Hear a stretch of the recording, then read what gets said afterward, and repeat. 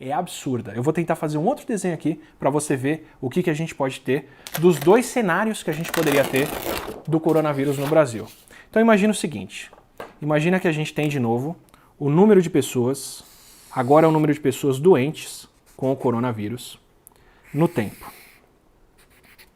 Esse número pode chegar a milhares ou milhões, dependendo do cuidado que um país tomar. Agora você imagina que o nosso sistema de saúde tem uma capacidade de atender pessoas que esse é o limite dele. A gente tem leitos e hospitais numa dada região, como São Paulo, para atender essa quantidade de pessoas aqui. A gente pode ter um curso da doença com o mesmo número de casos que pode acontecer de duas formas. A gente pode ter algo que foi o que aconteceu na Itália, que são as pessoas ficando muito doentes, passando da capacidade de atendimento do país, e o país falando, não, a gente tem gente demais no hospital, vamos ter que entrar com uma quarentena e proibir as pessoas de circularem por aí, fechar a escola, fechar a faculdade, fechar tudo. E aí o número de pessoas infectadas cai. Durante esse período aqui em cima, vai ter esse número de pessoas todo aqui sem receber atendimento médico, passando mal, precisando de respiratório, precisando de tudo e morrendo em casa, porque não tem o que fazer com elas nos hospitais numa hora dessas.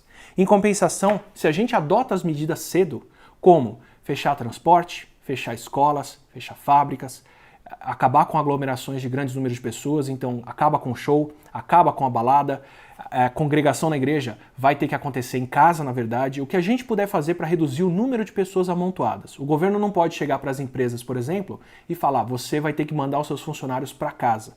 Mas o governo pode falar que as escolas têm que ser fechadas. E escolas fechadas obrigam as crianças a ficarem em casa e as crianças são muito propensas a transmitir vírus respiratórios, embora com o coronavírus elas não tenham sintomas. Então o coronavírus não é sério em crianças nem em adolescentes, não causa grandes problemas, mas eles podem contrair o vírus e passar para outras pessoas. E essas crianças, quando vão para casa, obrigam os pais a ficarem em casa também. Então em surtos passados a gente já viu que isso acontece. Quando escolas são fechadas, as crianças vão para casa e o surto é menor. Nas cidades que fecharam escolas, especialmente nas cidades que fecharam as escolas mais cedo, os surtos, tanto do influenza, da gripe espanhola lá em 1918, quanto do influenza de 2009, foram menores nessas cidades que fecharam as escolas mais cedo. Quanto mais cedo, quanto mais escolas fecharam, menor foi o surto lá depois. Eles dizem que pode não compensar se as escolas ficarem fechadas por muito tempo no caso da gripe, mas no caso de uma nova doença que pode gerar prejuízos muito maiores, pode compensar manter essas escolas fechadas por mais tempo. O que acontece se a gente fecha esses meios em que as pessoas circulam e aí elas deixam de ter tanto contato? A gente não consegue parar o vírus. Ele pode continuar circulando, ele pode continuar infectando pessoas. Só que ele vai fazer isso ao longo de muito mais tempo. Então, ao invés de eu ter esse crescimento aqui com esse mesmo número de casos, eu posso ter esses casos distribuídos ao longo de muito mais tempo aqui.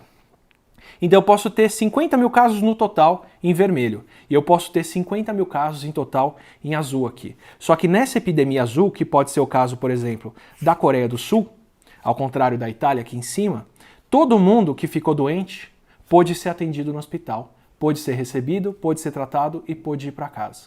É o mesmo número de infectados, só que isso aconteceu rápido e isso aconteceu devagar porque a gente tomou as medidas de contenção certas, manteve as pessoas isoladas e conseguiu diminuir o espalhamento do vírus. Nós em São Paulo estamos aqui no comecinho. A gente está começando a subir essa reta. E as medidas que a gente toma daqui para frente vão ditar se a gente sobe a curva da Itália, onde pessoas ficam sem atendimento, ou se a gente sobe a curva da Coreia do Sul, em que tem pessoas doentes. Ainda é um vírus preocupante, especialmente para o grupo de idosos e de outros, mas é um vírus que não vai levar vidas desnecessárias, porque a gente tomou as medidas para essas pessoas estarem em casa, estarem protegidas, estarem sabendo o que está acontecendo. Isso é a diferença que a gente pode fazer, tomando as medidas certas do isolamento o quanto antes. Eu estou reforçando muito isso aqui, porque isso é muito importante. Isso dita o nosso destino. Nessa epidemia da Itália, você vai ver gente morrendo em casa, gente sem hospital, gente que vai morrer, que não é de coronavírus, porque não tinha UTI para atender alguém que sofreu um acidente de carro, por exemplo. Nessa epidemia da Coreia do Sul, com o mesmo número de pessoas doentes, você tem uma epidemia que você nem vê as pessoas doentes por aí na rua. E ninguém nem percebe que essa epidemia está passando. Com o mesmo número de pessoas doentes. Eu espero realmente que a gente passe por um surto desse, em que as pessoas vão ficar doentes, o surto vai passar por aqui e a gente vai falar que nem foi nada no fim das contas. Porque esse cenário É um cenário que eu não gostaria de ter por aqui. Então se isola, evita as pessoas se você puder, evita o trabalho se você puder, mantenha os seus filhos em casa se você puder, e se você for sair circular, procure espaços abertos, procure praças, ruas, evita aglomerações, porque esse contato é desnecessário.